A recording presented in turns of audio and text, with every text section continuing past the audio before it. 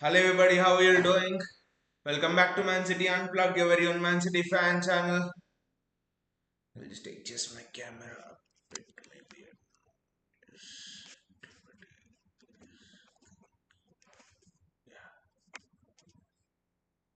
Should be alright, yes. Yes, we're alright now, yes. I started a stream early on, but it was my camera got stuck, but anyway, it's interesting. The squad his picked is actually not interesting because we all expected it. Savigny on the left, Bob on the right, Mukasa starting. He's put Rico Lewis in the box to box position. Nunez is gone extremely strong at the back.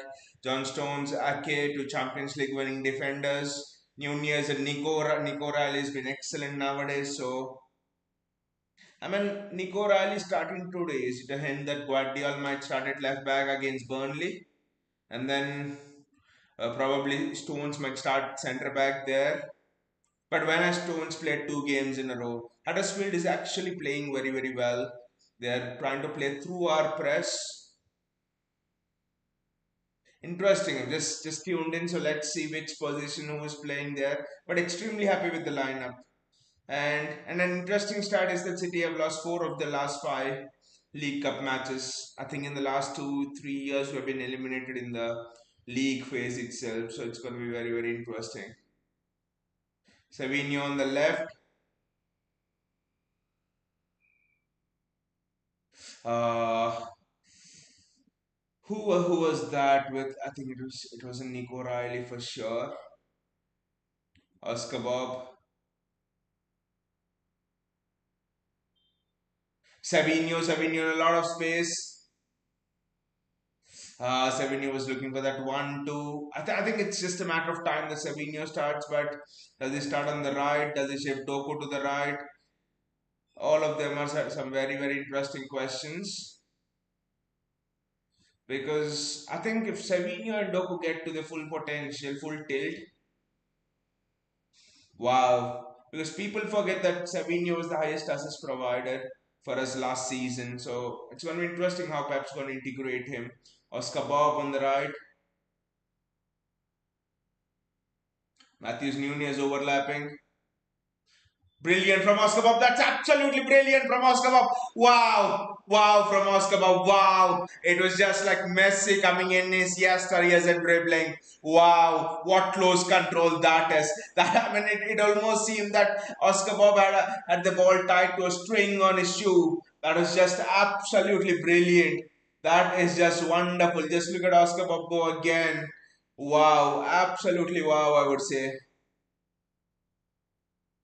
Phil Foden, Oscar Bob. When Oscar Bob dribbles, it's just breathtaking. It's just out of this world. There's not one person who can stop him. Not even Van Dijk. Oscar Bob, Matthews Nunes, John Stones, Nathan Ake, Savigno. City are again maintaining possession well. John Stones again. I think Pep is teaching us to play hybrid styles. The match against Arsenal was an example of that. I think it's Foden who's lost the ball, but what's improved is the way we are passing, we are blocking the passing lanes. We are not, we are not going high press when we lose the ball, but we're blocking the passing lanes, which is very, very interesting, I would say. Which is extreme. That's a great ball. I think it was Matthews Nunez. He should have done better. Is it Nunez? It's Rico Lewis actually. Rico Lewis should have done much, much better over there. Oscar Bob's just been excellent. 10 minutes, 108 passes completed by City. Some might say the old city is back, but not. But we're doing something different here. We are blocking the passing lanes instead of high pressing whenever we lose the ball. We are okay to play on the counter attack. We are okay to sit back. So it's a new project at Man City. Like someone said, it's a new project at Man City right now. Look at Nathan Ake. Where is Nico O'Reilly for the header? It's a new project at Man City now, so it's the way we play stylistically, the systems. I mean, everything is changing. So it will not be a drastic change, but what I think is we will adapt to play all of the styles. That is what I think Pep is trying to do.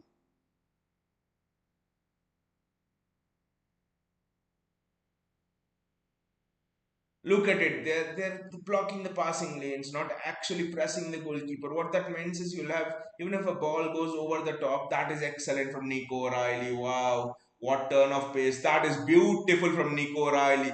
He is not a full back, but this is left back. This is a master class in left back. You know this thing. That is I think it was just a misplaced pass from Oscar Bob over there. No, from from Rico Lewis actually. That was a misplaced pass, and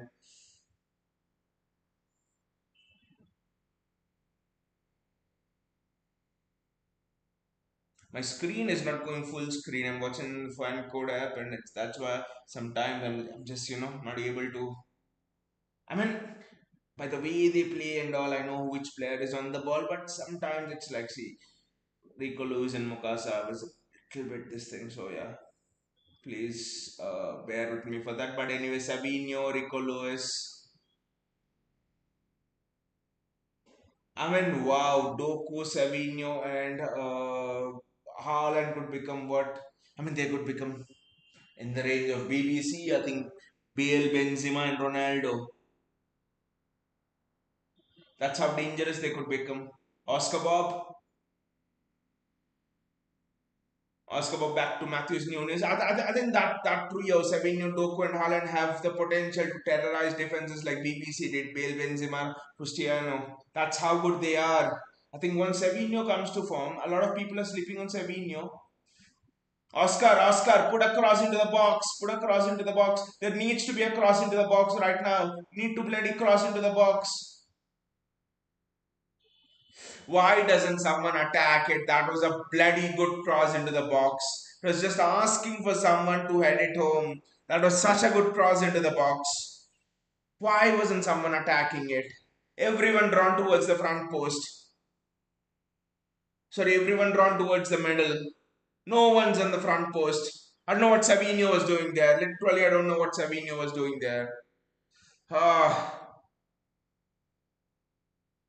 there was this article in the Athletic which was describing about Erling Haaland's trademark finish back, which he scored against Arsenal.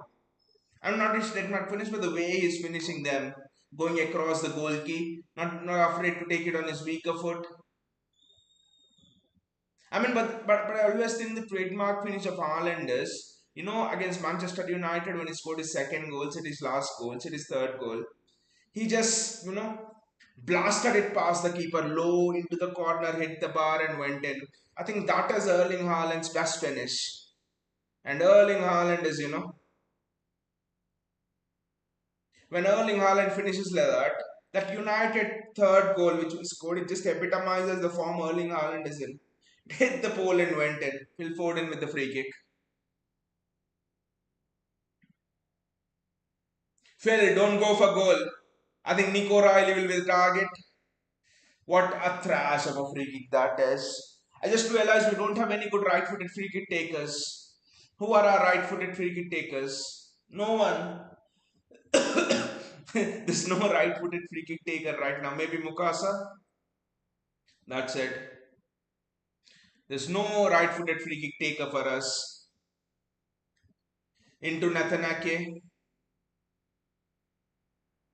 I mean, I look at Ilkay Gundogan, I look at Tijani Reinders, and then I look at Rico Lewis. From a technical perspective, I sometimes feel Rico Lewis is much more superior than both Gundogan and Tijani Reinders.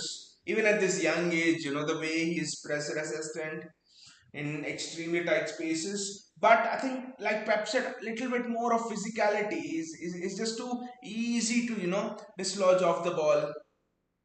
He's extremely easy to dislodge of the ball. I think that is something Rico Lewis needs to work on.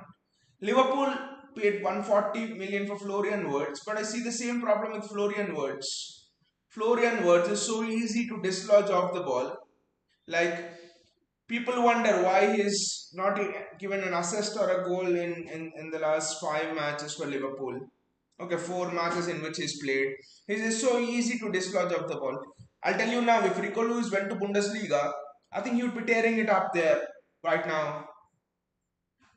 Just like Florian Wirtz. So Rico, a little bit more physical Rico Lewis, and I think we have our Gundogan successor.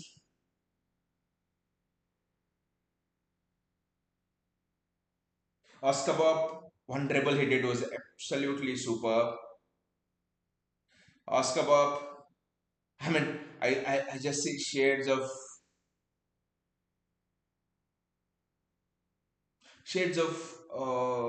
Aryan Robben and Oscar Bob. Literally, the way he dribbles past defenders and all of that.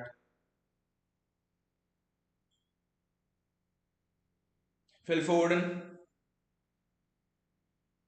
Newcastle leading 1-0 against I don't know which team. Great run by Savinia. The ball wasn't good enough.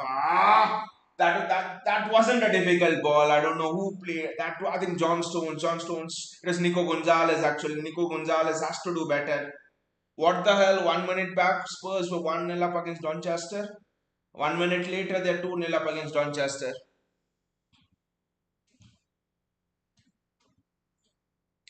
Rico Lewis, Phil Foden. What a goal for Phil Foden! 1-2, Phil Foden, natural into the bottom corner. Wow, that is Phil Foden at his absolute best. That is Phil Foden back. What a front three we are having now. Erling Haaland, possibly in the best striking form in his entire career. Jeremy Doku, the best striking form in his entire career. And Phil Foden already shown flashes with what he's capable of against Napoli and United. And look at this. Wow. Phil Foden, that's just absolutely superb. Just imagine if Savinho as well comes into this blitzkrieg form. Savinho, Doku, Haaland, Foden, this would with the Ballon d'Or Rodri in behind. And the best keeper in the world, Donnarumma in behind. This would just be outstanding. Wow, what an attack and what a defense we have. But what an attack we have right now. This is absolutely fantastic from City. Wow. I think the 1-2 was superb. Was it Rico Lewis with the 1-2? Was it Rico Lewis with the 1-2? If there's any one of you, by the way, who's new here, tell me your targets. What is your target for City next season? We have discussed about that last time as well. I think Gautam and Bayaji mentioned their targets for the season, what they would think City is a successful season for City. We all agreed that one of Carabao Cup and or FA Cup semi-finals in the Champions League and a third place finish in the Premier League. I said an 85 plus point season in the Premier League is a successful season for us. So what do you guys think? Let me know if you didn't answer the last time. But an interesting piece of news. I thought I'll discuss this in the Premier League match against Burnley. Well, but I'll just touch upon it that City have been looking at Rodri's successor in Alexander Pavlovich at Bayern. Agent Vincent Company doing the work for us again. What is this? Everyone is scoring the second. Newcastle 2-0 up. Spurs were 2-0 up a few minutes ago.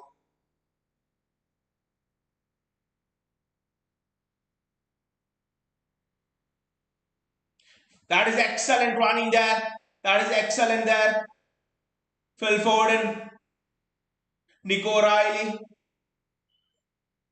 back to Nico Gonzalez. It's just watching a mini Rodri playing for Nico Gonzalez. When I watch Nico Gonzalez play, I don't know why they want Alexander Pavlovich. Give it to Oscar Bob. Good pass by Mukasa there.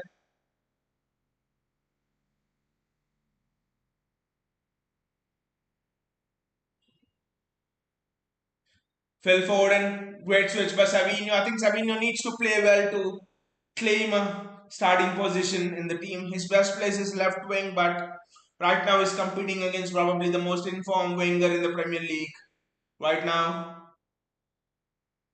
I think Savinho needs to be a bit more aggressive when he has the ball. He's a bit more passive for my liking. His first idea is to go back. Look at Oscar Bob. His first idea is to dribble. Look at that. He's again gone past this man. It's wonderful from Oscar Bob. What a cross from Oscar Bob that is. That is again. Oscar Bob couldn't keep it in, but well done again. Look at it. That's the difference. When Oscar Bob gets it, he wants to go forward. He doesn't lose the ball as often. When he knows there's no avenue to go forward is when he drops back. But Savinho's first option is to go back. I think that is the difference between all of the available wingers right now. In Doku, Savinho, and Oscar Bob, probably Savinho is the most defensive-minded winger there is. And Marmoush as well, if I count him there, who plays on the left, though that is not Marmoush's position. Wonderful there from Savinho again. That is what I was talking about. Get the ball, drive at the players. Get the ball, bloody drive at the players. Look at it. That is very, very good from Savinho. Good ball in, very good ball in. Good ball in. That's what Savinho can do when he drives at players up. That entire season, when Girona competed with Madrid and Barcelona, Girona defeated Barcelona twice in that season. I watched Savinho, and Savinho, whenever he got the ball, was outstanding. The crosses, it seems, I mean, Savinho, it seems, has 4 or 5 different deliveries, outside of the foot, inside of the foot, he has 5 different deliveries. So that is what makes him dangerous.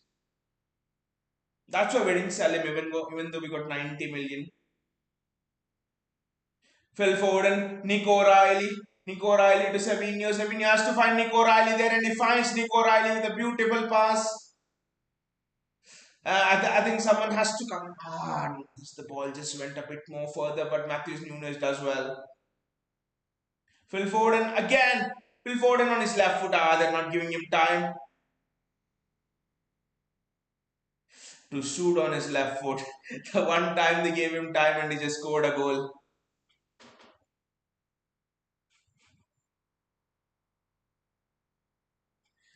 Bayaji is here. Hey Bayaji, how are you doing? Foden certainly back in form again. Confidence and movement say it all. And the way he's striking it with the left foot as well, Bayaji. Absolutely superb. That's a damn difficult finish from where he stuck it from outside the box. I mean, except Salah, outside of Salah, and probably Cole Palmer, I don't think there's anyone else capable of, placing it there. Not even Cole Palmer, I would say. Maybe Salah, and that's it. That's how elite. That's where. What a good ball. Was it Mukasa? Well done there. Mukasa. Savinho. Good ball again by Savinho. Savinho's crossing. Wow. He's put in 2 crosses in this match. Both have been top class. I think that's the thing with Savinho, the inside news is that when that bid from Spurs came in, there was a very powerful figure inside City's board who blocked Savinho's departure. And the explanation, wonderful from Oscar Bob. Oscar Bob is just super outstanding, and that's a penalty. Oh, it's not given a penalty. I don't know why. I thought that was a stonewall penalty. We'll come into that. We'll come on to the Savinho thing. But Oscar Bob again, wow. I mean, the tight spaces this guy can play in Oscar Bob. Wow, this is certainly superb again from Oscar Bob. The way, the confidence. I mean, no one on the edge of the box again. What is Nico Gonzalez doing? His position is on the edge of the box. Wonderful covering from Nathan Ake there. But the confidence with which Oscar Bob is, dribbling that ball. I don't know why what we feel, but seeing Oscar Bob dribble, there was an earlier dribble where I thought, was he hanging the ball on a shoestring? What was he doing with the ball? Wow, what a talent Oscar Bob is. I think of all of the wingers we have, Doku, Savinho, even Marmoush, because he plays on that left hand side. That's a free kick. It's Phil Foden territory. That's a free kick. I mean, of all the wingers we have, Doku, Marmoush, Oscar Bob, and Savinho, I think Oscar Bob has the highest ceiling. When I say the highest ceiling, I always thought Jeremy Doku had a much higher ceiling than Vinicius Junior, and Savinho had a much higher ceiling than Rodrigo. So when I say Oscar Bob has the highest ceiling, I think the ceiling of Oscar Bob, you have to compare him with Arjen Robben.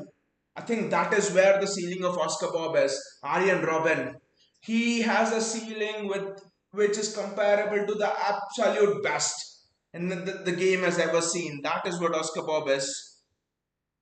Bayaji says Bob needs to gain some muscles and he'll be elite. Bayaji, I think yes, you're right, a bit more physicality, but again, don't you think Oscar Bob's dribbling is even better than Leroy Sané's? Yes, Sané had a bit more height, but I think Oscar Bob's dribbling is much more elite than Leroy Sané's. Forward it and he'll score, I think. Lifted it. Technique was right, the ball just went.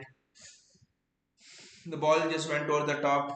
But the dribbling is outstanding by Ajay from Oscar Bob, literally.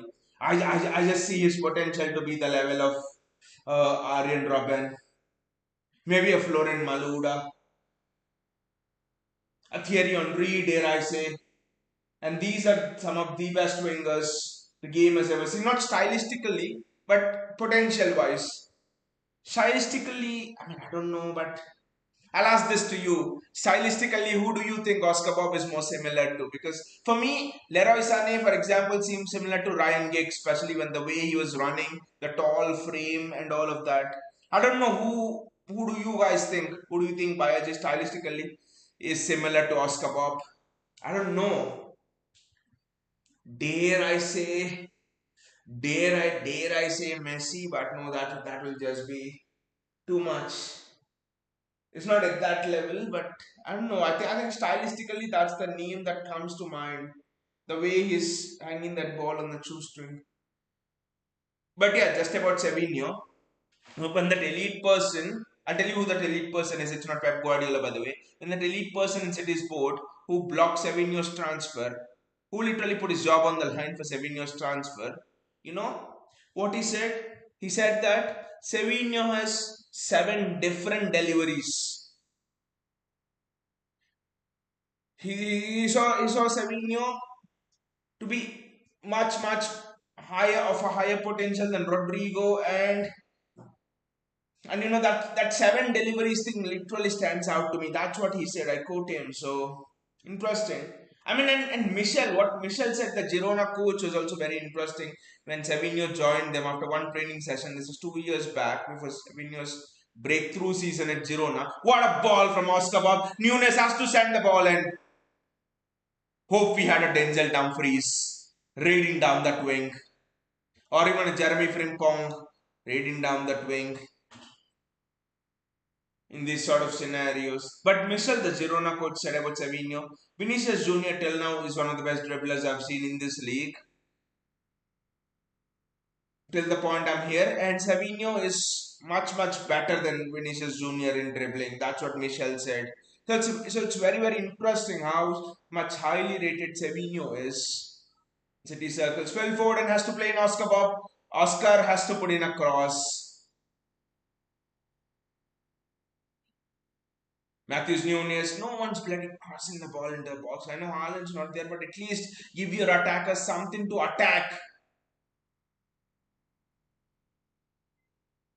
Savinho, I think Savinho needs to be extremely aggressive. Get the ball and just drive at the defenders.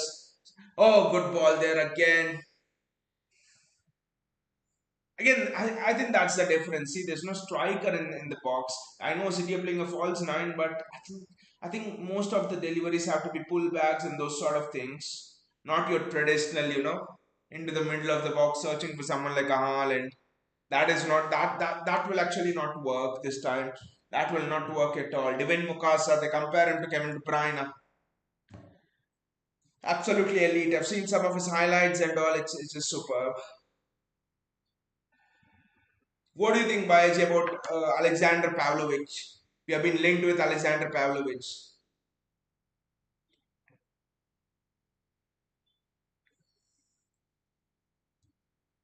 Ah, I thought for a moment, who was it? Matthews Nunes. That's a foul. Is done well. It's Mukasa actually. It's done well. It's really done well and taken one for the team. Well done, young man.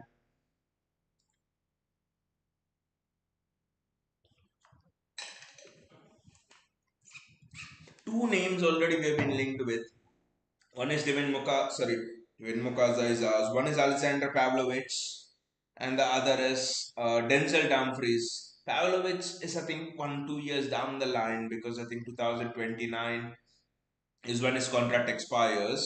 But Denzel Dumfries is interesting. City might go into the transfer window for a right back.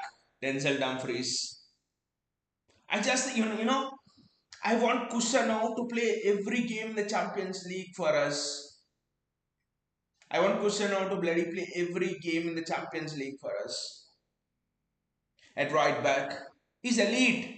Since he's come in, which has been half a year at most, he's gone up against Vinicius Junior. Excellent. He's gone up against Noni Maduwiki. Excellent. He's gone up against he's gone up against Bukayo Saka. Excellent. Sorry, not Bukayo Saka. He's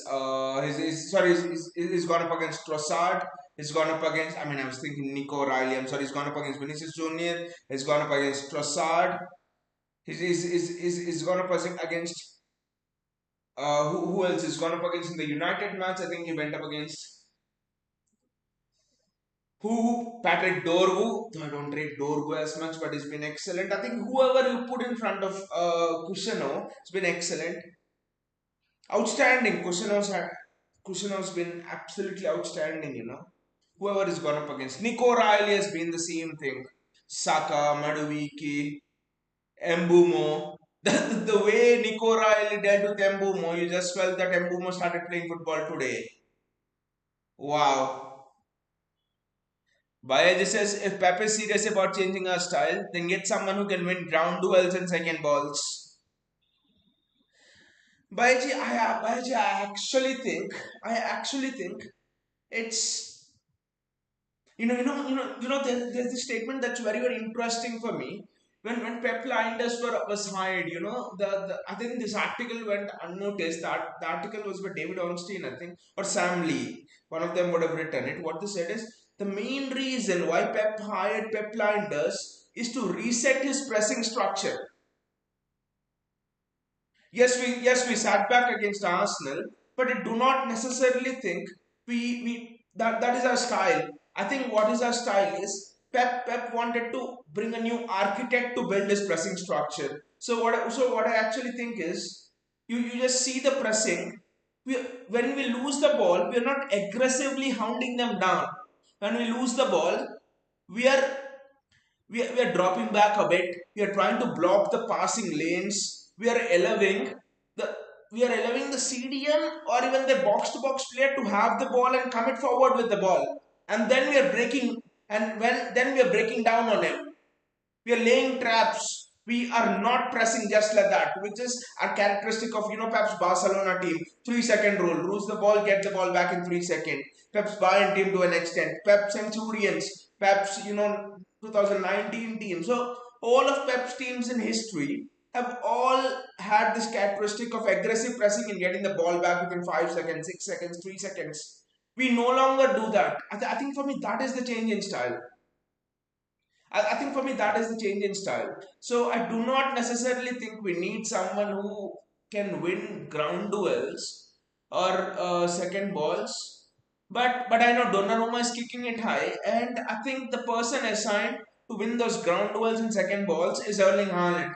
You saw where Erling Haaland literally played against Arsenal. He was literally competing for the second balls.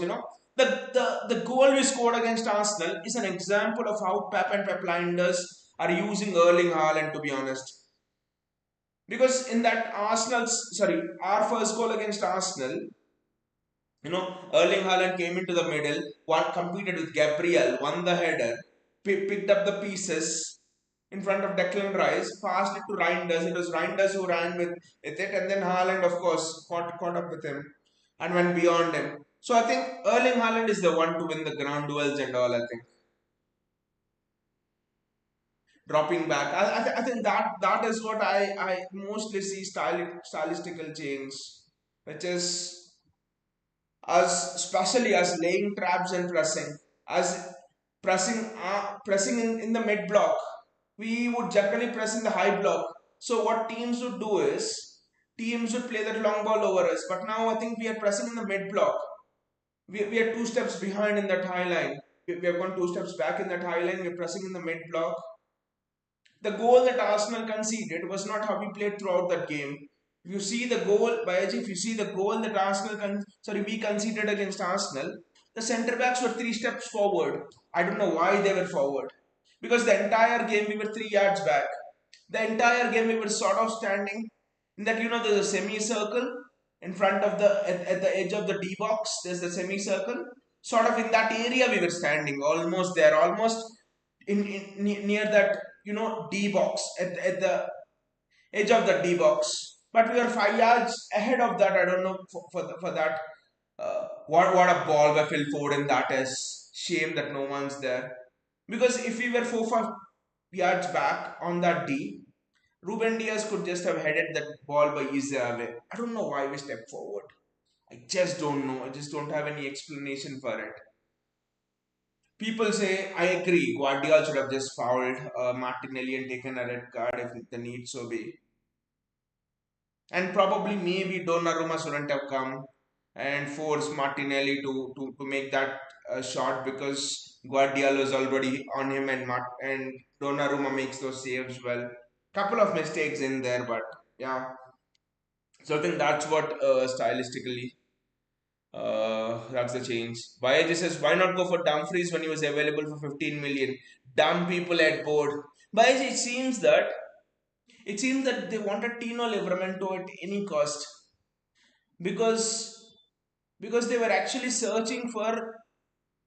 I actually think the profile which they were the profile that they were going for is a replacement for Kyle Walker, which meant they were looking for a profile of a player who might not be the best attacking wise like Kyle Walker was also not good, but they wanted a player who was physically good, who could physically win those one-on-one duels, who was aggressive and quick, and all of those things. So when they were looking at that profile, I think there was only one player who stood out, and it was Tino Livramento, and they wanted Tino Livramento at all costs. And to add to that, he's two-footed, so he can play at that left back position as well. So I think they thought Tino Livramento would be the perfect one.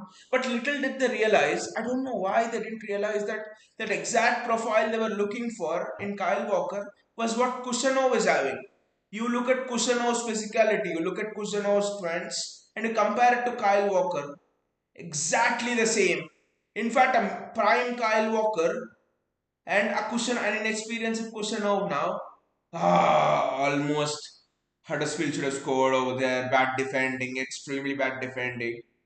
I don't think we need Dumfries, to be honest.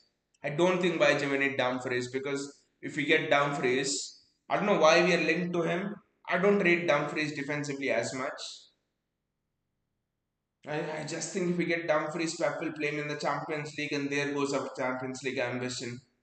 I think Nico Riley, Cusino, Guardiola Stones, maybe Diaz instead of Stones, I don't know, but that is a Champions League best back four if you ask me.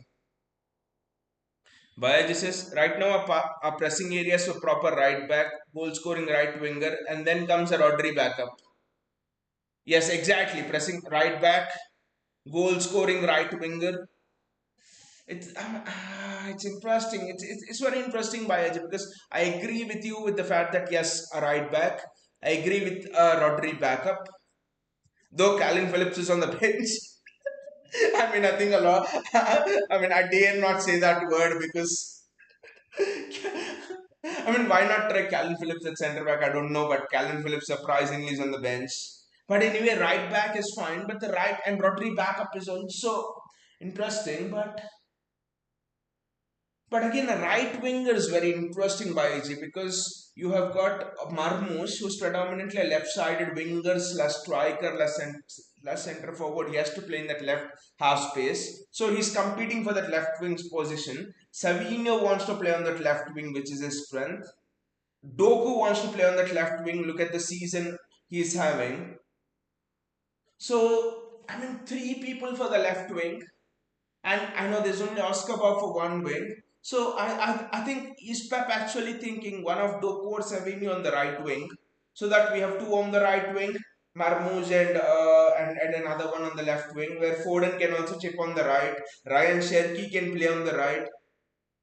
So I don't think Pep is looking at a right winger, to be honest, because there are players who can play there literally. Because when Cherki comes back, I think he'll need to shift Foden to the right hand side.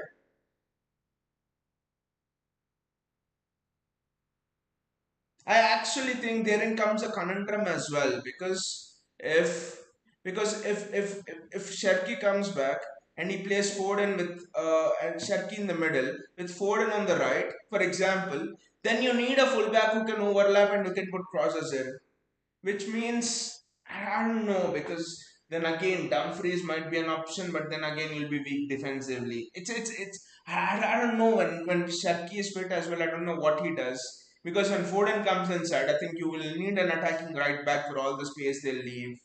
The right wing is interesting, but it's a very complex position. I think the right back and Rodri backup are the most straightforward one. I agree, but the right winger, it seems we have too many people competing for those spots, for those right wing spots. But again, it just somehow seems there's a bit of a lack of quality, especially with Oscar Bob coming in. Gautam says, "Hey, the citizens, hey Gautam, how are you doing?" After that Arsenal match, we'll come to what Arteta was telling in that press conference. I mean, before their cup game, and it's hilarious what Arteta was telling. Absolutely hilarious. Gautam says, really happy to see my guy Mukasa getting his chance. I'm happy to see Mukasa. I'm happy to see, Rico Lewis finally getting his box to box role, because I think Rico Lewis' best position is box to box. If he can grow a little bit more physicality, I think Rico Lewis, wonderful ball in again by Savinho. That is absolutely outstanding. Yes, it went to the foot of Huddersfield player, but just look at the aggressiveness of that ball from Savinho. Superb. It just drilled it inside. Wow. I think if Rico Lewis is 6 feet 1 inch, you'd everyone in England would be hailing him as good as Jude Bellingham, because he's technically on par with Jude Bellingham, if you ask me. Small spaces in his own way. Gautam says Savinho being shit as always. I actually think, Gautam, there are 2-3 crosses that Savinho is improved as the game went on, and there's 2-3 crosses who's put into the box. They have been very good. There's no one attacking it, but I think 2-3 crosses is put in, which is very good. But like I said before, the first thought of Savinho seems to be going back, and the first thought of Oscar Bob and Doku seems to be going forward. That's the only difference, I think. But 3 crosses have been good. Apart from that, he's been below average. Savinho.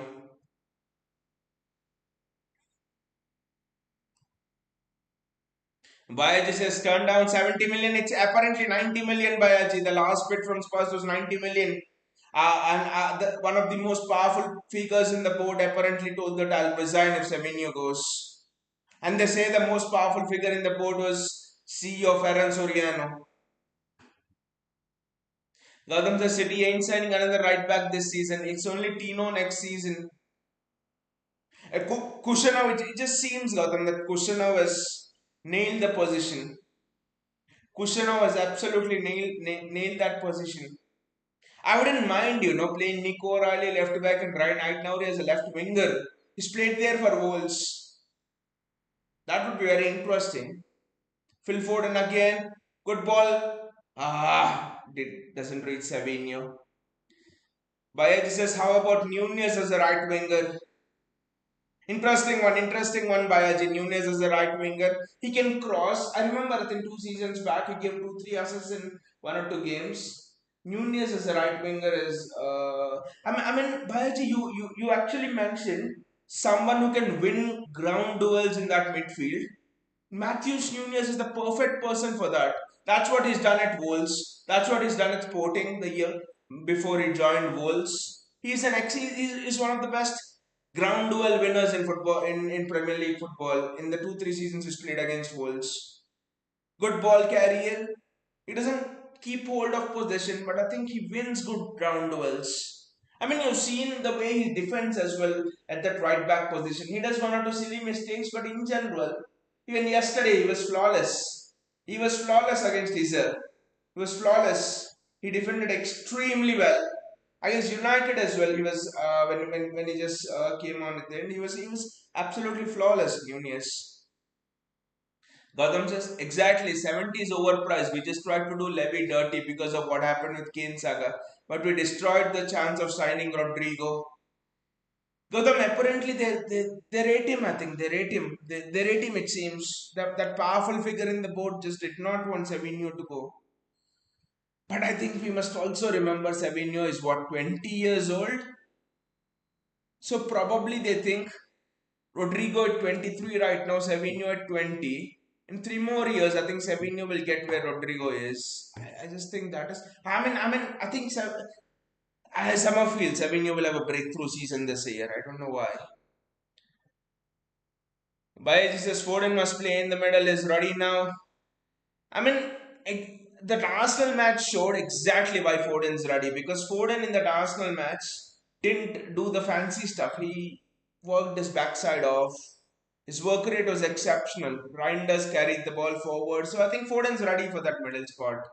Like you say, he's learned how to take care of the ball and all of those things. It's half time.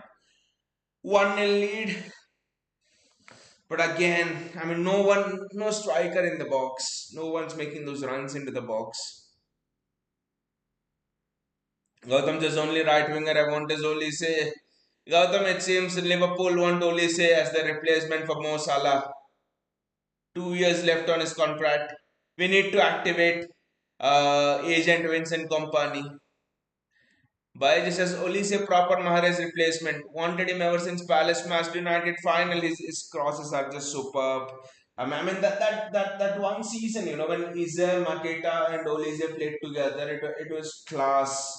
The way they played was outstanding. The way Olise was delivering those balls, perfect Mahrez replacement. Just don't know why we didn't go for him.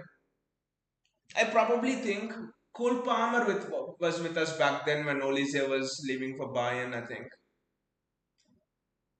think Olise would have come to us if we went for him. I don't know why we didn't go for him.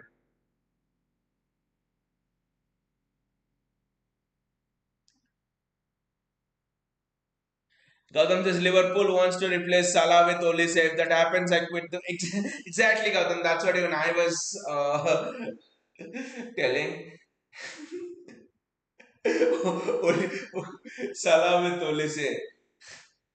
But I just don't think Bayern will let that happen. I think no, Bayern won't let that happen anyway. And it seems that Marc Guehi is now going to Real Madrid because Madrid wants apparently to sign uh, these free agents and stuff. So news is Marc Guehi might go to Real Madrid, not Bayern. Real Madrid.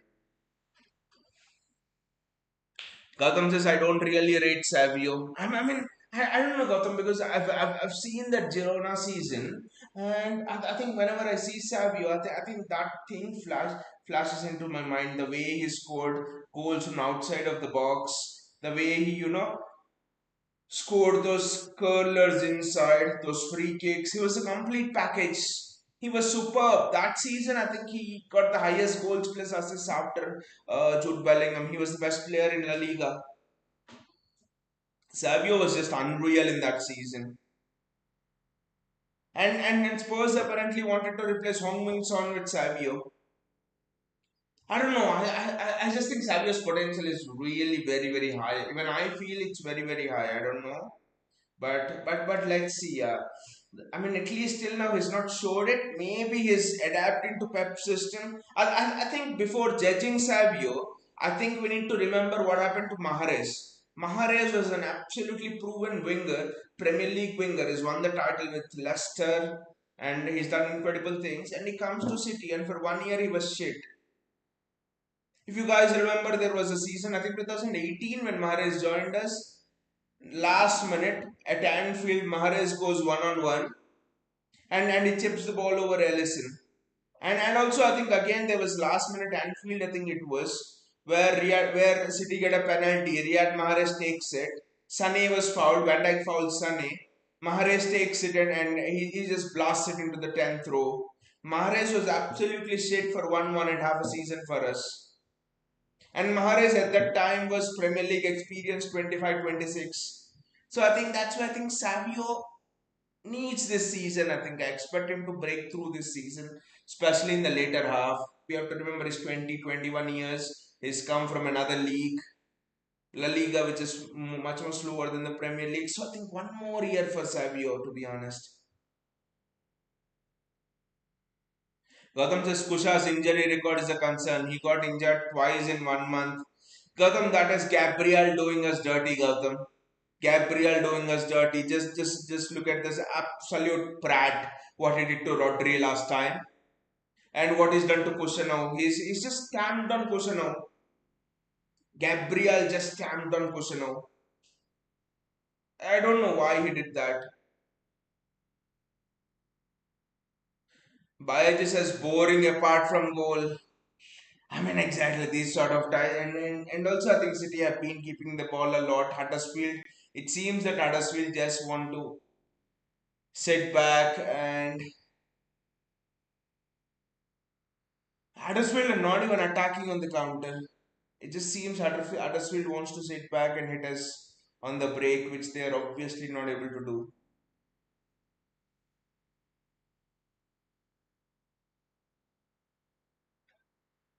Gautam says, at what point we start calling out mediocrity? I believe the time is now. Mediocrity in what sense, Gautam? In terms of the playing style or in terms of the transfers? Do you say mediocrity of the board that they didn't rebuild? For me, I think more than the playing style, I think mediocrity of the transfers. Literally, I think mediocrity of the transfers. But again, I think I always think that whenever we miss out on a transfer, despite trying hard, it's good luck for us. Like we example wanted Harry Maguire and went absolutely hard for him. We didn't get him, and we got Ruben Diaz. We went we went all the way for Jorginho. Last moment he went to Chelsea because of Mauricio Sarri. And then we wanted Fred. United snatched him from us. And then Rodri was only our third choice, if you remember. At that time, everyone was thinking, why? Why didn't we get our first two choices? And look at where the other two are and where is Rodri now? The best CDM in world football. We wanted Alexis Sanchez. We didn't get him. Otherwise, Sergio Aguero would have gone. And then we wanted Harry Kane, went till 130. We didn't get Harry Kane, we got Haaland. If you would have got Harry Kane, then I don't think we would have gotten Haaland. That was just not possible. So I think I mean always when I think about words as being not as not pushing much in the transfer window, I think whenever I think about us missing words, us missing out on words, I think we got Ryan Cherky and seeing of what happened in the past, I think Ryan Cherky will become a much better player. Is a much better player than Words. I mean, will become a much better player than Words. Gautam says Savio is a mediocre kid. Players like him play freestyle football in Brazil streets. He thinks he's Neymar but doesn't even come close to Brazil rejects. Ah, but Gautam, I think at least I don't know. At least I mean, at least of what we have seen of him till now, I think that should be the opinion. But then I've seen Riyad Mahrez play like this in our first season for us. So that is the reason why I'm not judging Savio as much right now. I will give this entire season for him. And also we have to remember last season was his first season, and he played in a struggling City team. Riyad Mahrez back then played in a City team that was Premier League winning, had Kevin De Bruyne, Gundogan, Fernandinho, everyone in their prime was winning titles after titles. Premier League, competing late in the Champions League and all. So last season was a write-off for Savio for me. Played in an absolute side team and he's given 9 assists last season.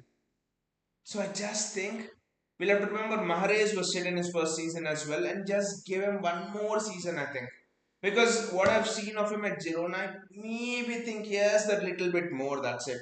So nothing wrong in you thinking he's mediocre. looking at how he's playing, yeah, it just seems boring and mediocre. But I just think that one more season. I think if we don't get enough from Savio this season, I think we go for Rodrigo for that left wing position.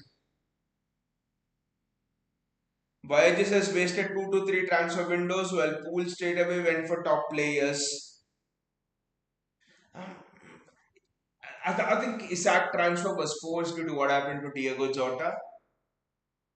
Florian Wirtz, yeah, I agree they went straight for top players. But then I also think there was that, but then I also think Bayaji, we just tend to forget there was that 2 3 years period in between, right? There was the 2 3 years period in between. I think 2022 to 24. There was the two or was it 21 to 24, 2 3 years period in between where Liverpool did not compete for the league, where Liverpool were third at best, third, fourth, all of that at best. So Liverpool rebuilt under Jurgen Klopp in that phase. They got in McAllister, they got in Gravenberg, they got in Saposlai. They just rebuilt they just rebuilt a bit around that phase actually. A lot of people did they get Konate then? I don't know, I don't remember, but they rebuilt. I mean, when did we get a chance? When did we get a 2 to 3 year period where we were rebuilding from since Pep came? I think this is the first time we get a chance when we were rebuilding. I know there was one season in between when we suffered a lot of injuries, but that was not a rebuild. That was not a reset of style. So I think last season was the first season where literally we got injured and all, and it was a down season for us. I think this is the first time we are going through that phase of a rebuild. Liverpool, people forget that Liverpool went through that rebuilding phase for 2 3 years. What Arne Slot has now is what Klopp rebuilt for 2 to 3 years. It's similar to what Jose Mourinho did for 2 3 years, and Zidane won 3 titles with that team.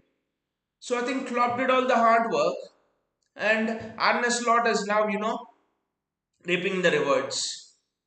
Klopp bought forward Harvey Elliott, Curtis Jones, though they're not there, but I'm just telling Harvey Elliott, Curtis Jones, Connor Bradley. So it was all that, and what Slot had to do, Liverpool had to do was just add 1 or 2 cherries on the top. But for us, actually, that was not the case. When you look at last season and the extent of players we had to buy, the centre backs were all aging. Akanji gone, Nathan Ake, yes, he's playing today, but will actually go. John Stones is not reliable. So out of your 4 centre backs, 3 centre backs are just not reliable. You had a Kyle Walker who's gone. You only had Josko Guardiol and Ruben Diaz in the center of your defense. So we had to go and rebuild that. Victor Rees, Kushano, we bought that young talent, didn't go for stars because I think just what Klopp did there. I think people forget it 2 3 years in the middle of that phase when we and Arsenal were going for titles. I just think we're trying to do that with Rees, Kushano, Jumaba this year and next year. By the time next year comes on, Kushano will be almost 1.5 2 years experienced in the system, and all of that. Sharky will be the same. Foden, Foden's always there, but yeah, Oscar Bob will gain 2 more years experience. Victor Rees, we sent him on loan. Nico Gonzalez will be 1 or 2 years more experience. So I think we are going for that rebuild, and I think rebuilds typically take at least 2 years, if not 3 years. Look at what Klopp did, and that goes under the radar. Slot is winning, but it was Klopp who should have won. Klopp built that team, if you ask me. Gautam says exactly Bayaji. They have shown the ambition after winning the league where we put on the break. But that was, yeah, exactly like I said, they rebuilt the team which we didn't get a chance for rebuild. Gautam says the problem is we don't really have time. By the time he clicks, Liverpool will be at 25 league titles. I think this is a rebuilding phase, Gautam. I think this year and probably, dare I say, 1 more year we'll have to put up with this. Because again, like I said, what Klopp did from in that 2 years, 3 years when we and Arsenal were competing for the title, I come back to that. We did not go through that cycle under Pep. Gautam says, well, then Pep is building for the next manager. So who do you want as the next manager? It's interesting, Gautam, whether it's actually uh, it's actually interesting that Pep is building for the next manager or not. Because in a recent interview, I think 2 months back, when he gave to one of the City Studios person or someone, I don't know, I think was it to Sky Sports, I don't know. Pep said that he's regained his joy for football and he might stay for 2 more years. He said, we will see, but I might stay for 2 more years if this joy continues. That was the hint he gave then. So I actually think you have two this already left on his contract. I think at least for the next 3 years, 3 to 4 years, I think Pep is here, which means I think Pep is building for his next cycle. 4 year cycle. I think Pep is building for his next cycle, and the next cycle will be the last. Will be his last, I think. So I think Pep will be here for this cycle. I think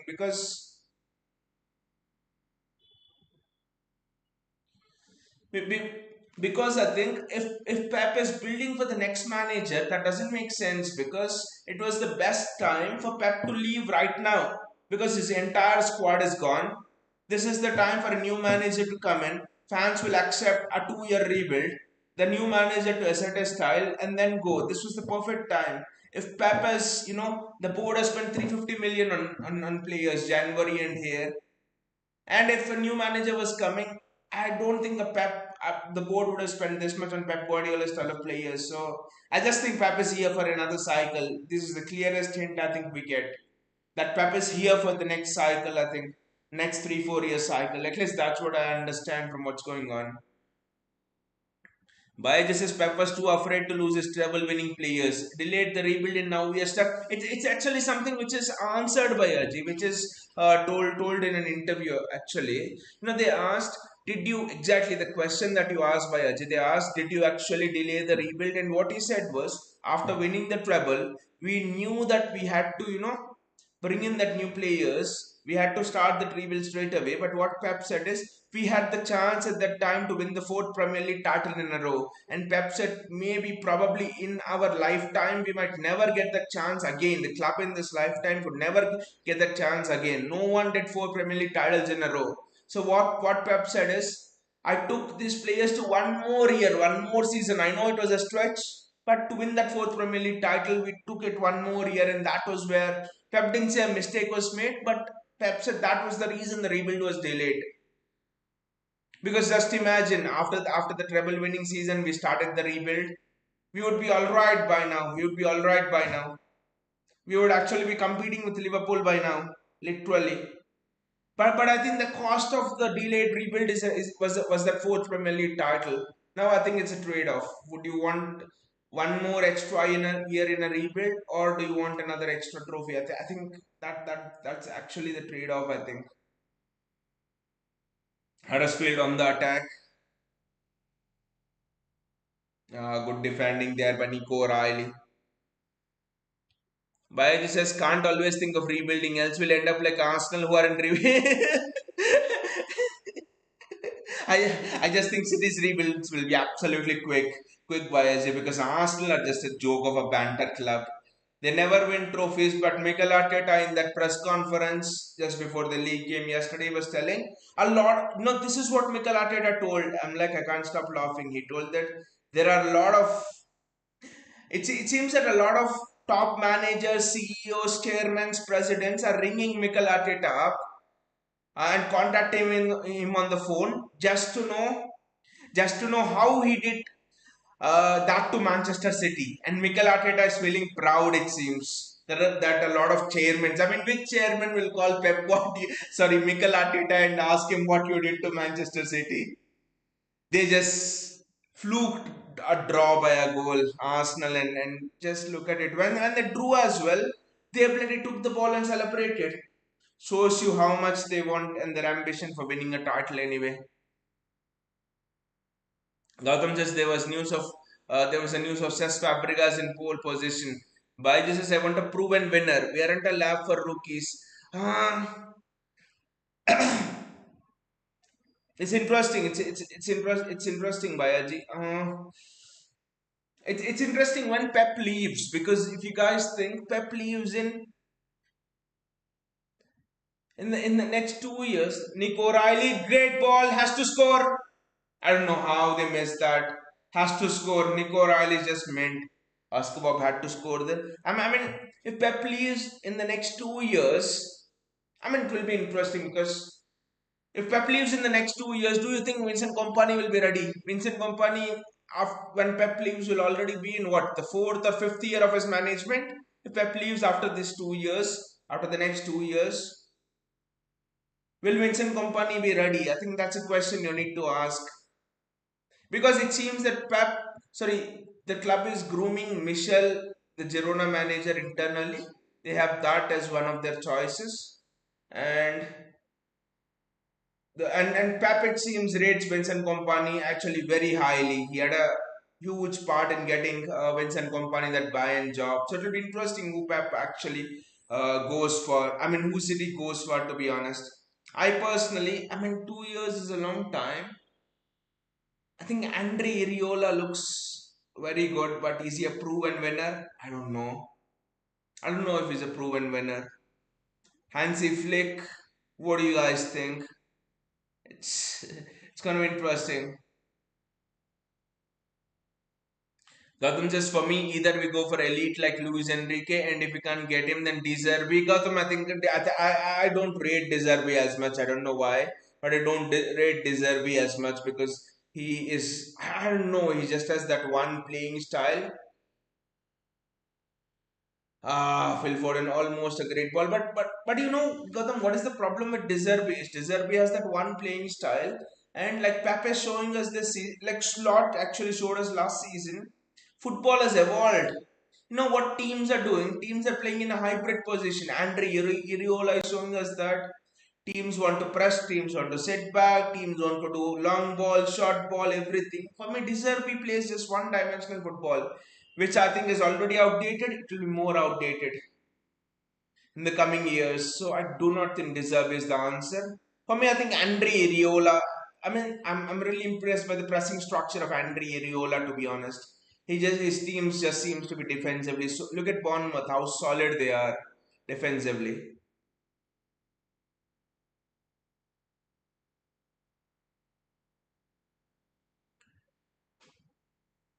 Gautam just loved deserve his mentality. To be honest, yeah, his mentality is superb. I know in a press conference, Gautam just Marseille just beat European champions PSG, and after the match, his interview showed the level of mentality Deserbi has absolutely elite.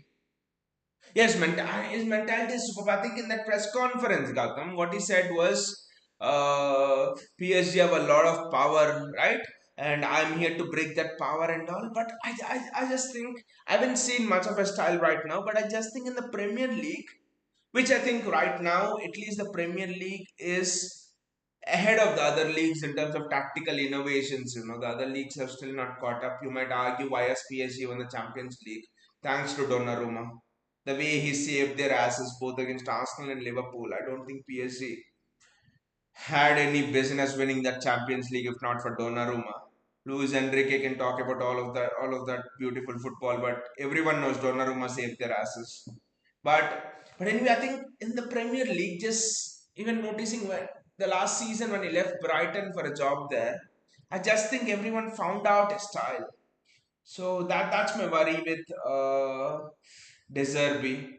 He's not flexible in his tactics. I think we need managers who are flexible in their tactics. I think Andre, for me, I don't know why I'm very huge on Andre Iriola. For me, Andre Iriola just fits the bill. Andre Iriola is superb. I know Oliver Glasner is good, but he doesn't fit our system. But I think for me, it's Andre Iriola.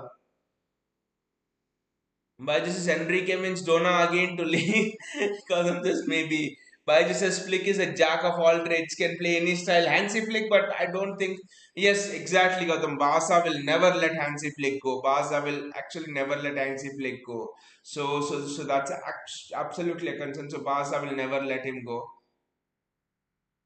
And I don't know, Gautam and Bayaji, if you actually rate Michel of Girona, I don't know because it's an interesting style of football he plays. I know he's not got the team at Girona right now to play all of that, and they're fighting relegation. But if we go back to the season where he defeated Barcelona twice, almost competed with Real Madrid for the La Liga title, it's interesting the kind of football he actually played. He was just ultra attacking. It was street football almost. He had three central attacking midfielders at once. He had both his fullbacks, coming as wingers and tuck inside. Great ball. O'Reilly has to finish it. The chip doesn't work. The chip only works for the opposition. The chip doesn't work for us. Gautam says for flexibility, says Fabregas will be good.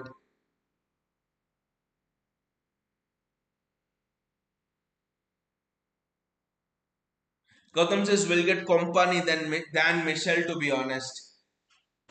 I'm actually Gautam. I'm actually having my eyes on Vincent Company, especially this season, because it seems that that Chelsea match was very interesting, Gautam. That I mean, it's gone under the radar a lot. Yes, Kane scored a hat trick, Bayern won 3-1, but it's been very interesting. Enzo Maresca was doing man to man pressing like they always do. Chelsea man to man pressing. What Vincent Company did in that match was a tactical masterclass.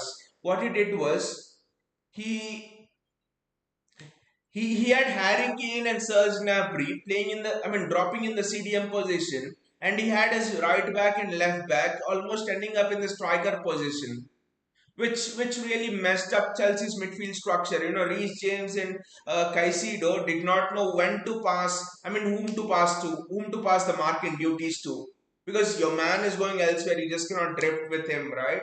So Chelsea did not know what to do. Literally, Vincent Kompany destroyed Enzo Maresca tactically, and Chelsea tactically, which was very interesting for me. Very interesting for me. So I think Vincent Company. A lot of people are sleeping on Vincent Company, but I think that would actually be the dream, to be honest. Vincent Company at City, coaching us to a derby win at Manchester United at Old Trafford, and then celebrating in front of the United crowd. That would just be my ultimate. That would just be an ultimate joy. Bayaji says, are we getting second goal or not? Bayaji, it just seems that Huddersfield are getting their first goal. That's what it seems like. Gautam, this is Mariska and Arteta are frauds of epic proportions. Gautam, Mariska at least tries, but Arteta is Mariska at least Gautam, Mariska at least tries to hide that is not a fraud. Arteta is like अपन खुला बोलता है fraud each है क्या करेगा कर. That's what Arteta is is like, yes, I'm a fraud, do whatever you want to do. Yes,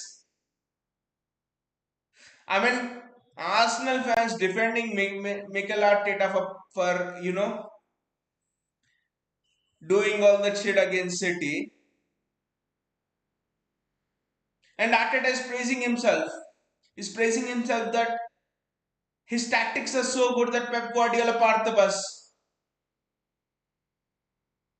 As if Arteta is feeling City has a prime Barcelona team.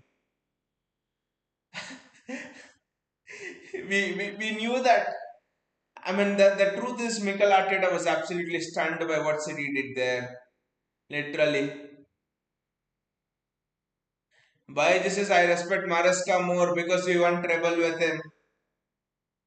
And also Bayaji, Maresca is not that arrogant as well. He just goes on with his business. And we literally have and agent Maresca is actually paying us the money as well. He's literally taking players from us. Romeo Lavia. He's took we got money for the sale of Romeo Lavia to Chelsea, and then of course Cole Palmer went there, and I think Enzo Maresca has taken a few City players, score the bloody second goal. He was looking to take Rico Lewis as well. Enzo Maresca.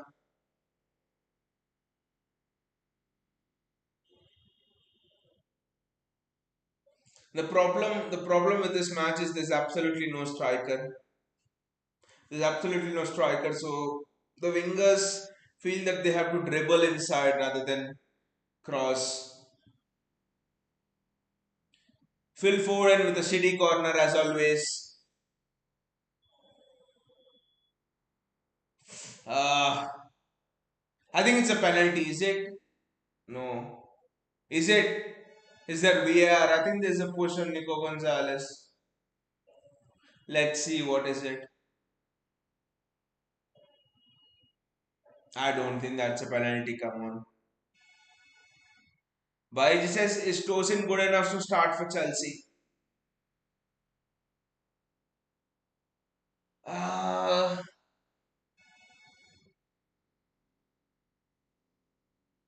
I think he is. I think he is. I think he is Bayaji. I think he is Bayaji. I think Tosin is good enough to start for Chelsea. To be honest, his passing is good. Is strong in the duels. I think he is strong enough. I think his defensive mistakes get shown up a lot because the goalkeeper is, as you know, Sanchez. Philip Jorgensen, the second choice goalkeeper, instead of punching the ball, he punched Wesley Fofana yesterday from a corner. I mean, I truly find it baffling that Donnarumma was available. I truly find it baffling that Donnarumma was available and United wanted a goalkeeper and they didn't go for him. And Chelsea. I don't know if Chelsea want a goalkeeper or not, but when Donnarumma is available, he would definitely be an upgrade over Sanchez and whatever Philip Jorgensen or the crap they have. I don't know why both of them didn't go for Donnarumma. Because for me, Donnarumma at Manchester United, for example, he would have kept Amorim in the job for 3 years for sure. And Donnarumma to Chelsea, I think Chelsea would be straight away in the title race. They have everything: elite striker, elite midfielders, elite CDM. It's just that their goalkeeper and defense is shit.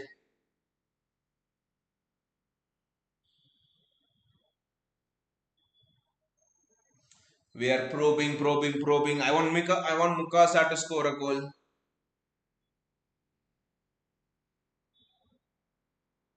Baijis has still no straight goal from corner this season. I don't know why, even if we keep changing set piece coaches by Aji, we are still shit in corners. I just don't know why.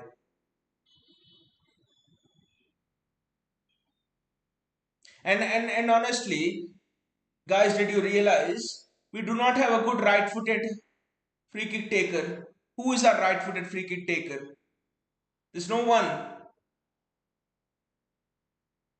Even in the match against Arsenal, who was a right-footed free kick taker or set piece taker? There was no one literally. Ford and Bernardo can all take on the left foot. Apart from that, there is no one who can take free kicks. I mean, Marmoush is injured. I know Sharky is injured. But there's no one apart from those two who can. Oscar Bob, that is wonderful. You know what sums up this evening? Oscar Bob is on a dribble and Matheus Nunes comes in his part to stop the dribble. By this is precarious situation for Ortega though in a World Cup year. I mean, Baez, if you ask me, Ortega deserves to start in a top 6 Premier League team. Ortega is very good actually.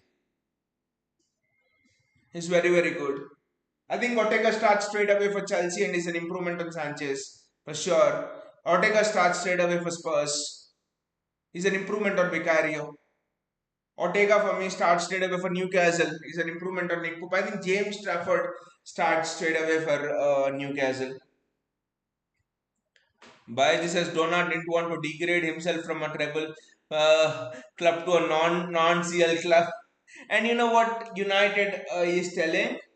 Because their fans will absolutely blast them. United is telling that they did not want to break the wage structure for Donnarumma. Well, when you pay 270,000 for Harry Maguire every year, sorry, every week, 270,000 pounds, that is not breaking the wage structure. But if you're paying 300,000 pounds for a goalkeeper who's the best in the world, that is breaking the wage structure.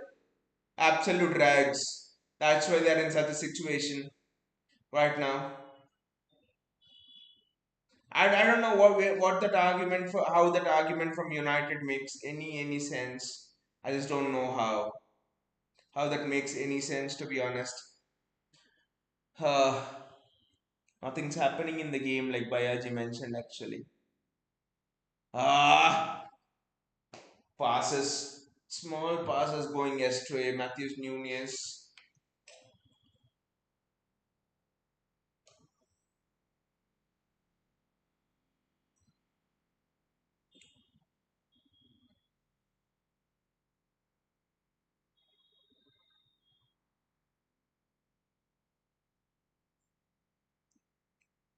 Oscar Bob.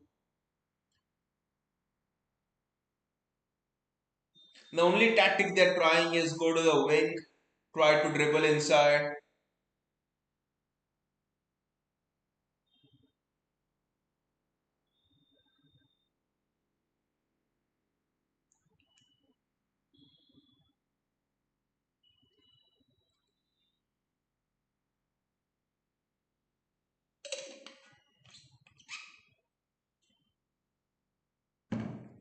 Bayaji says they give 500,000 pounds per week to a Chilean piano player. And they apparently took him from under our noses. Alexis Sanchez, I remember on the deadline day was primed to come to us. I mean, every update was Sanchez almost very close to City, Sanchez almost done to City, and all of those things. And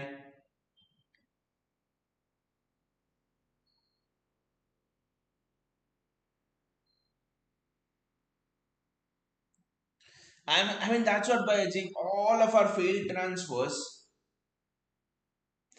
and the player opposition has got meant that we have got world beaters.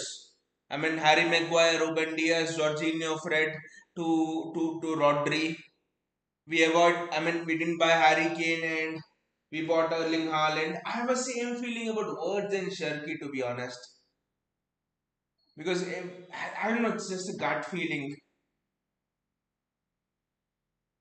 And I honestly think Sharky is much more suited to the Premier League than Words. The reason being the leagues from which they come from. I mean, you always see French league players who have come to the Premier League, players who have played in the French league. I think right from Florent Malouda, Thierry Henry,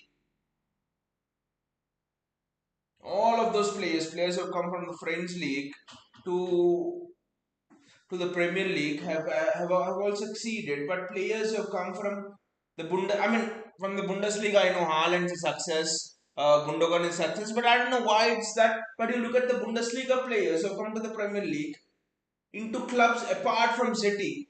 Timo Werner was the highest goal scorer the season before, failed. Uh, who was that name? Chelsea bought a name, Leipzig, Leipzig player, Leipzig striker. He was one of the best, and he came to Chelsea, flop.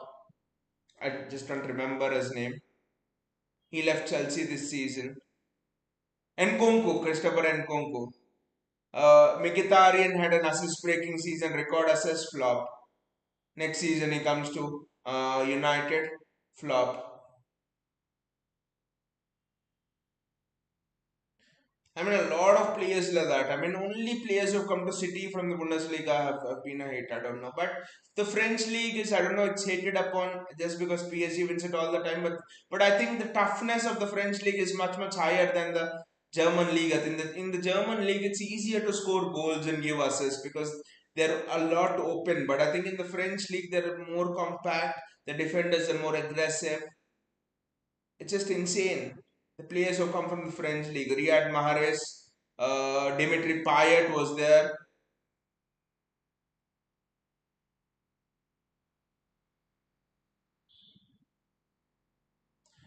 Bayaj is a swap, AK plus cash for Mark Gay.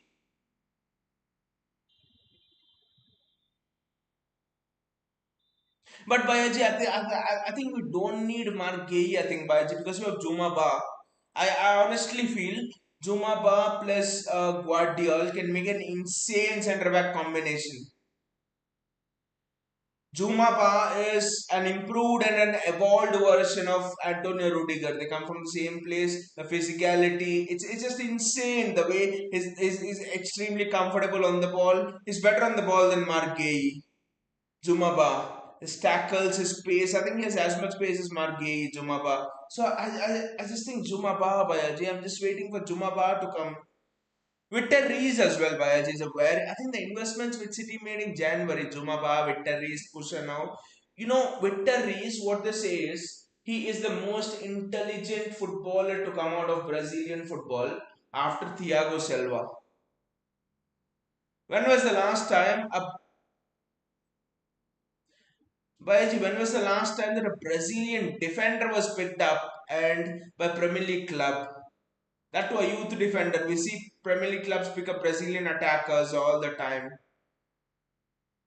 Other than Thiago Silva, I think a young Brazilian defender, I think it's probably one of the first times that a young under 19 Brazilian defender has been picked up from their leagues without having any top 5 leagues experience. So it's interesting. Bayaji says Hazard came from Liga, exactly. Yes, Nkunku, Bayaji, Nkunku. Hazard came from Liga. Yes, Hazard came from Liga. Exactly. If you ask me to rate the leagues in terms of the toughness and all, of course the Premier League is number one. I would actually put, and of course La Liga is number two, and I would actually put the French league in third place, the Italian league in fourth place, and the Bundesliga in the last place. If I have to rate the five difficult leagues to play in, especially from an attacker's perspective, you could arguably put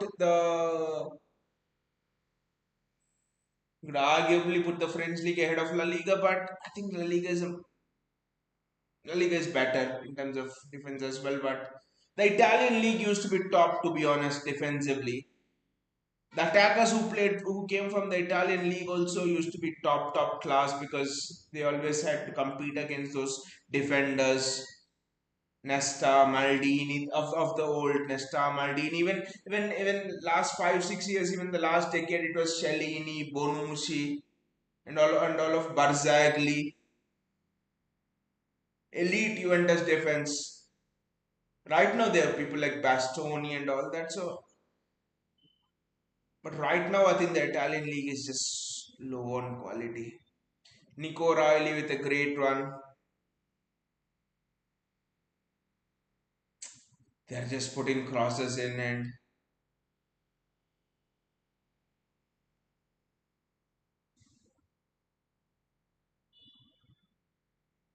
Phil Foden trying to shoot from distance again. I mean, why are we not able to break Huddersfield town down? And why are we just trying the similar tactics? Side to side, go to the wing, ball in. Why not try to penetrate them from the middle? Ball to Savinho.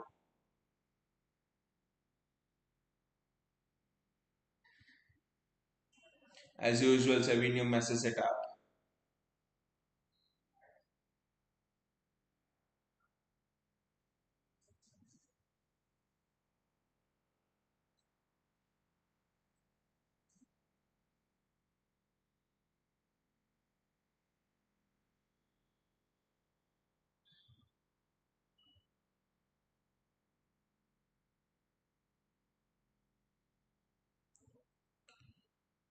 Natanake,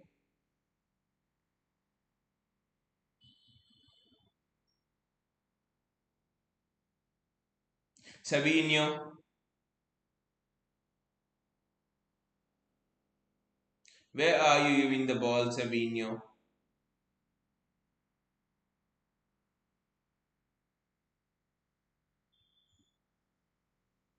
City are just not able to break Huddersfield town down. It's just not falling to us as well. Today, I don't know why. There's no striker in the middle. Simple. When there's no striker in the middle, and the opponent parts the bus. Bias's crossings been shit, and also Bias their defenders are much more physical as well. If you see, they're tall as well. I think crossing will not do the work. I think we need to break them through the middle centrally. Someone centrally has to play that line breaking pass. I think it is in matches like these you miss someone like a Ryan Cherky. By the way, guys, have you seen Svernipan? He is Svernipan, the Norwegian player, which we stole from Arsenal at the last moment. Svernipan is just. I mean, if you guys haven't seen him, just see how he's playing. Just see his highlights. Wow, Svernipan is gonna be the next big thing. Wow, he has everything. His vision is superb. He can play everywhere. CDM, box to box, cam, his shooting, his passing, his free kicks. Elite. He's an elite player. He's controlling the midfield like no one can. I mean, it's superb. He's dominating. I mean, an 18-year-old from coming from the Norwegian league is dominating the championship. It's not easy, by the way, to dominate midfields in the championship where they're always physical and stuff. Swarnipan is just gaining rave reviews. Superb. I mean, Swarnipan next season, I think he'll come back. He's on loan. He's one of the biggest talents. He's one of the next biggest upcoming talents. He's just my god. It's no exaggeration when I say he's better than Florian Wirtz. That's how good Swarnipan is. And it's just not potential, he's showing it in the championship. Wow. Please cross the ball. They're not even crossing, Bayaji. They're not even.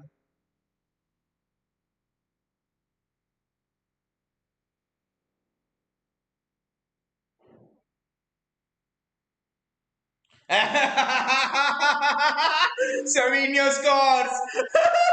Goal Marare Savio! Bayaji, it's almost when Savinho stuck it. The ball was almost. Should I go in or go out? Should I go in or go out? Even the ball thought for a moment, and finally it stuck against the crossbar and it went in. The ball also didn't understand. Should I go in or go out? Just look at that.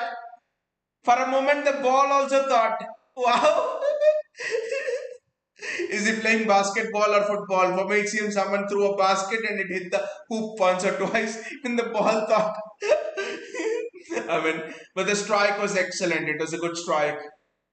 Was there a deflection? If there was no deflection, that's an elite strike from Savinho. I mean, very good goal from Savinho. That's an elite strike. If there was no deflection. And Bayaji has needed this strong shot. I don't know, Bayaji, why Savinho is not aggressive. If Savinho is aggressive, is double the player. I just don't know why he's not aggressive. Is he scared of losing the ball? I just don't know. I just wonder when if Savinho is given an instruction to pass it back or something, because whenever I see Savinho take the ball and just run forward instead of passing it back, he always seems much better. Doesn't matter he loses the ball or not, but I don't know why Savinho does not do that and passes the ball back. But the goal was incredibly taken. Good shot, very good shot. Nico O'Reilly off again an excellent game. It's very early, but I just think Nico O'Reilly is already in the top 10 left backs in world football. Why this says let's bring both Huskies and confuse them. Why let's bring both Huskies with the same jersey number and confuse the referee. When one Husky gets fouled, let the other Husky come to the referee. Tell them both to stay close.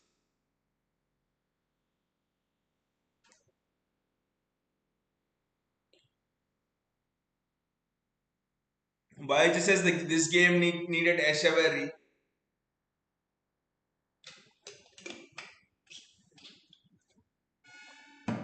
I just think Baji this game needed Sherky. Ryan Sherky, I think. The reason being, yes, Eshever is also good, but Ryan Cherky for me, he plays those line breaking passes. And also he can dribble with both the feet. Because literally if he can dribble with both the feet, it seems that last season with Leon, he scored 50% of his goals with the left foot and 50% of his goals with the right foot. He himself doesn't know which foot is his stronger foot. Thierry Henry said, I haven't seen someone in my entire lifetime dribbling as good with both the feet. I think Ryan Cherky, I don't know, sad that he's injured, but Ryan Cherky is just something else.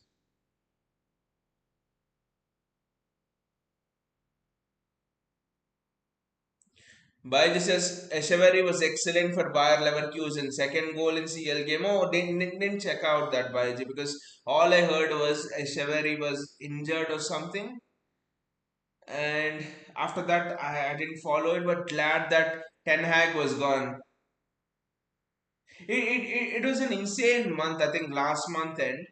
Solskjaer was sacked, Mourinho was sacked, Ten Hag was sacked, all in the space of 3 days. Savinho again, can you get the second goal? Ah, is Savinho slow or what? What the hell? Just imagine Doku going for that. What the hell? Why wasn't Savinho? I mean, the defender always had that angle. I understand the defender was always closing on that angle, but Savinho should have done something better. Who's taking the corner for us? Seems to be a right-footed player.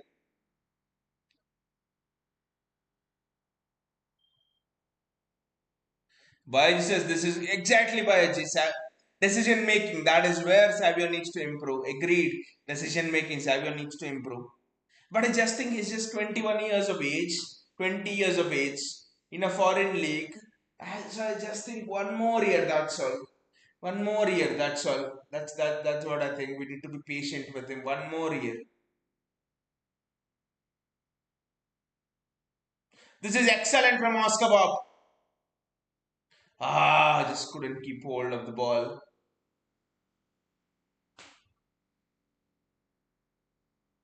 I actually think we are building an excellent core. When I look at the signings we have done, January window and this summer window, Victor Rees, Jumaba, Kushanov, Swarnepan, Nico Gonzalez,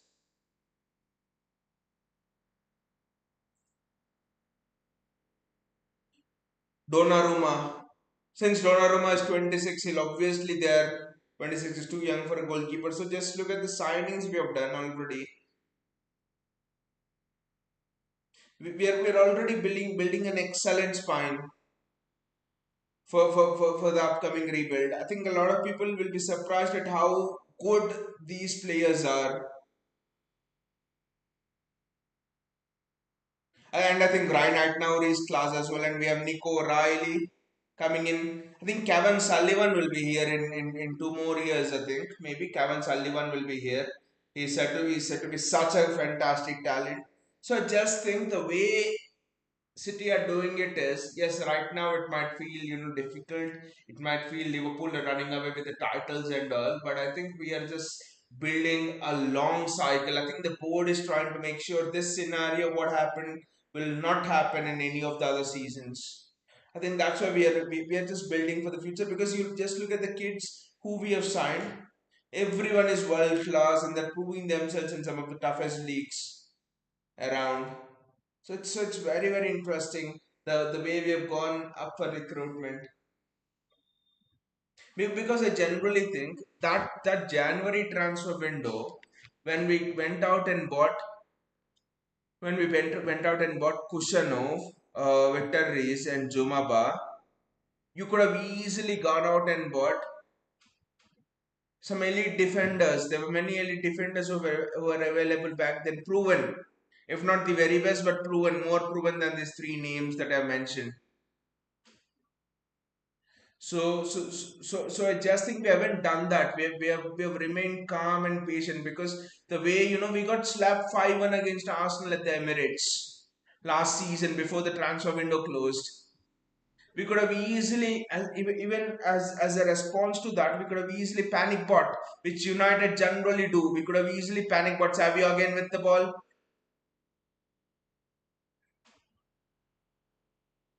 Wow, almost a great strike from Nico Gonzalez. So we could have easily have panic bought, but no, we stuck to our plan.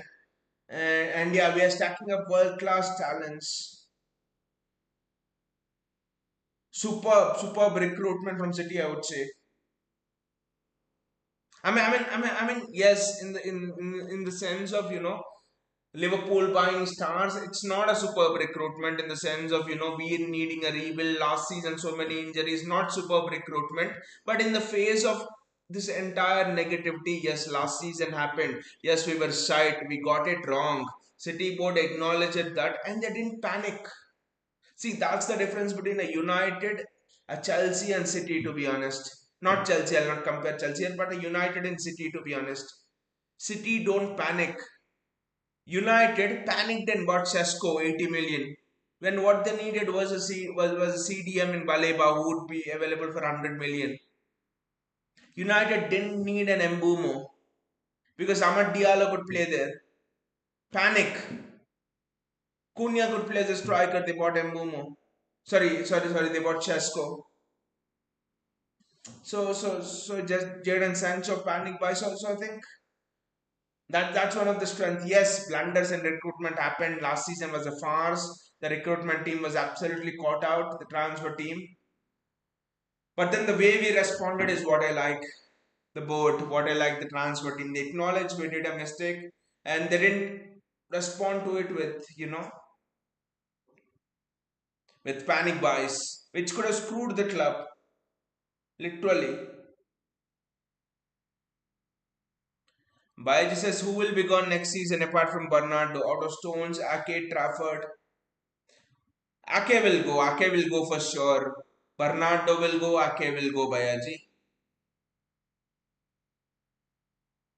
And I actually think he he he he probably will slot in Swarnipan straight away instead of Bernardo. Swarnipan is such a talent. Straight away slot him. Though he might not be the like replacement for Bernardo, but I think Swarnipan will come in for Bernardo. Nathan Ake will go. And since Juma Ba is returning from loan, Victor Rees will come back from loan. So I think, yeah, those slots will generally be filled, I think. Trafford is an interesting case. I think, yeah, Trafford might go because Gigi Donnarumma, 26 years of age, Trafford's not going to displace him. I mean, even if Courtois was the second place keeper, Courtois cannot displace, or Oblak was the second place keeper. I don't think Courtois and Oblak displace Donnarumma. Which means then what chance is Trafford got? Yes, no person should think like that. The perseverance, you should have the resilience to challenge and all. But then if you think in terms of reality, I think even the top three keepers in the world, apart from Donnarumma, which I think are Oblak, Courtois, and Allison probably. Yes, Allison. Three of them cannot displace Donnarumma. So So just think Trafford will leave and we might try to promote another academy keeper. I don't know. Oscar Bob, they're doubling up on him. Very difficult. Why says is that Calvin or my ex always making a comeback? It's Calvin Phillips. Bayaji, whoever might leave the club, Calvin Phillips will not leave the club surely.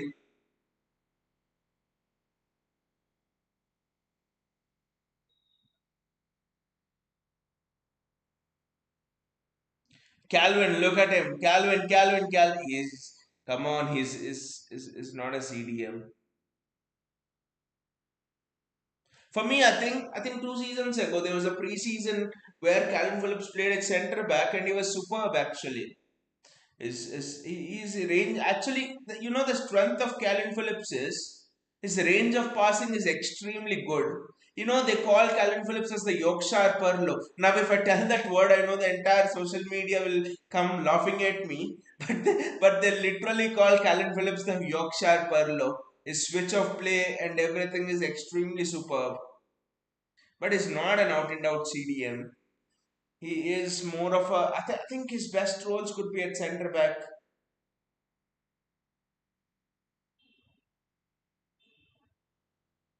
or even a right back position, or maybe a box to box. Good ball in from Calvin Phillips. That's what I was talking about.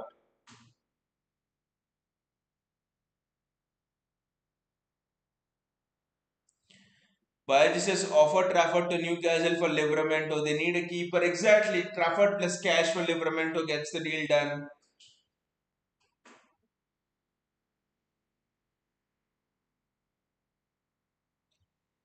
Brighton breaking. Let's see.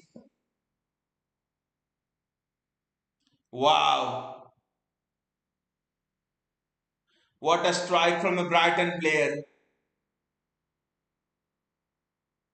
Biagis says at least Kova returning. But Baiji, I think we haven't seen the best of Kovacic yet. Because for me, I think Kovacic is always the best at, box to box play. Not in the traditional sense, but he likes to take the ball of his CDM and break the line. You know why we bought Kovacic? In fact, we immediately bought Kovacic after the treble winning season. Yes, Gundogan went, but he bought him exactly after the treble winning season. The reason being, teams are, marking us man to man, and and we are sometimes like against Inter, for example, we are not able to break their man-to-man marking. A lot of Premier League teams are also doing that, and then teams are also bringing in an extra player into the midfield. So it was difficult. It was being difficult for Pep to have that numerical advantage as well. So now Kovacic, and in a man-to-man press compact structure, breaking the lines is extremely difficult. So for me, Kovacic is such a player who can break the lines with his running. So Pep wanted a player who could break the lines with his running, with his, when I say running, it's with his ability to, go past two three players, retain the ball. He is extremely resistant to press. But Kovacic, for most of last season, has played at CDM. Before that, also is played mostly at CDM. So I think we are yet to see the best of Kovacic. I think with Rodri or even Nico Gonzalez behind him, whoever plays, I think Kovacic would be extremely superb. It's going to be a great contest between Reinders and Kovacic.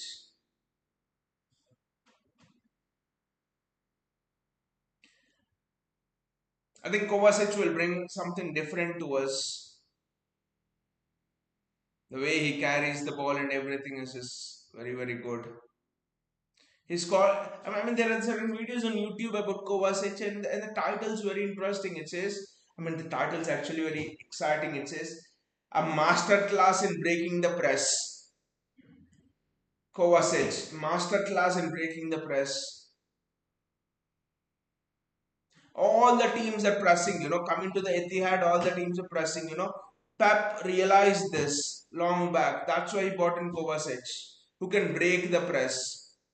This running with this running with the ball. There are very few players in the world who have that skill of breaking the press with running with the ball.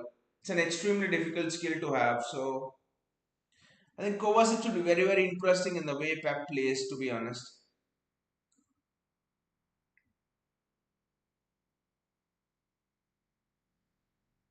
Bailey says must win big versus Burnley. Like a statement to end. Hope Haaland is fit, Bayaji. Hope Haaland is fit.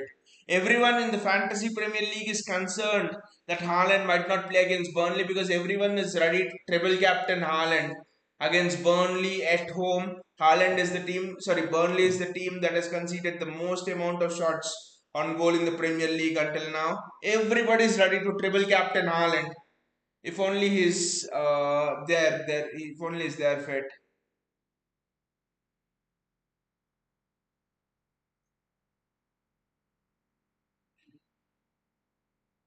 I honestly think Tejani Reinders is just going under the radar. He has a lot to give. I think Tejani Reinders should be at least 4 goals in the season by now. He missed a sitter against United. He missed a sitter against Spurs. He had a half chance against Arsenal. I think Tejani Reinders should at least be having 3-4 goals by now. Insane. It would have been insane for a midfielder to have 4 goals in 5 games. That would be striker-esque. That's a good try from whoever. Is it Heskey? I don't know.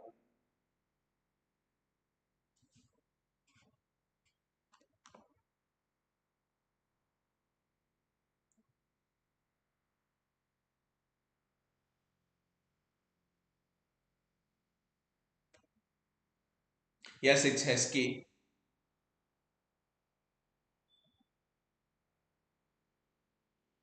Actually, Bayaji, Heskey looks much better playing on the right wing in the 5 minutes he's played than Savinho looked the entire game, to be honest.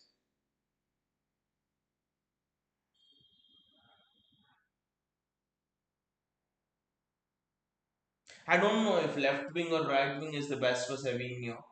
I just don't know.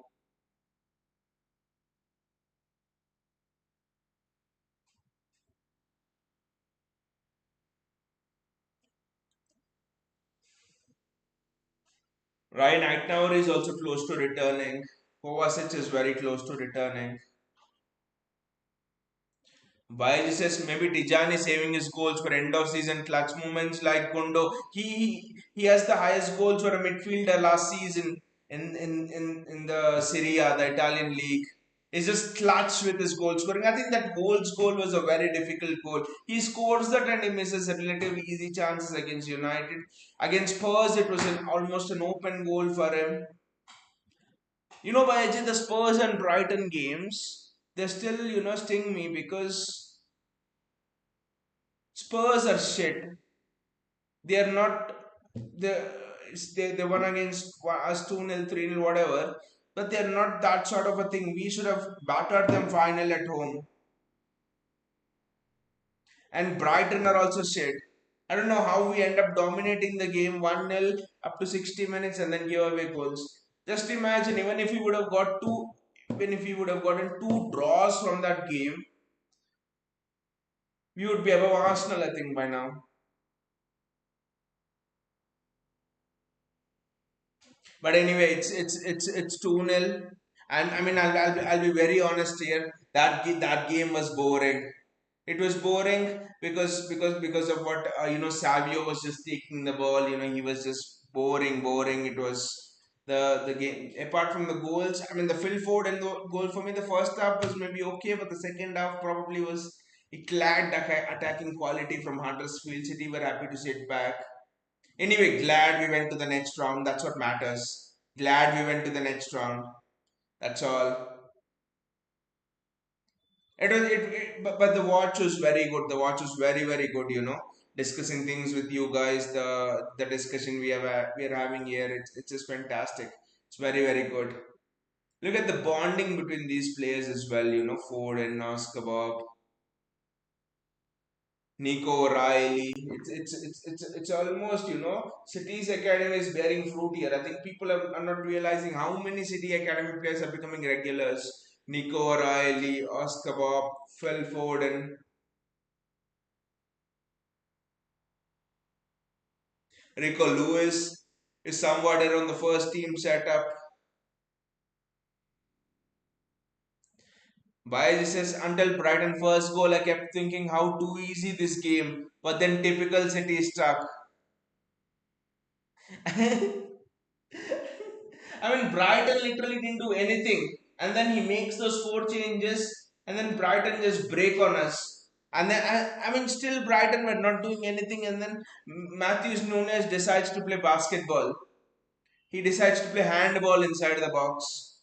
I don't know what's this with Nunes. He's solid the entire game, but he'll just pick one moment to do some shit, and it costs us. I think it's in response to that Brighton game that Pep played that way against Arsenal. To be honest, otherwise Pep knew Arsenal would be same thing as a Brighton because we were too easy to play through the midfield. So Pep wanted to make it compact on the wings, and he was telling Cushion, "Oh, Pep is giving a masterclass to Nico Gonzalez over there." Wow, wow, this is superb. The cameraman just wants to focus on Pep. He is not focusing anywhere. Look at it. Pep giving a live masterclass to Nico Gonzalez. Wow, Pep is actually, he's actually going, acting, he's running, he's showing. This is Pep Guardiola at his absolute best. Wow, wow. This, I mean, that one gesture, it just shows that Pep is in the mood to take it on. Pep is in the mood to take it on. Let us see, we take it game by game, and we see how it goes. Each and every trophy is important for us this season.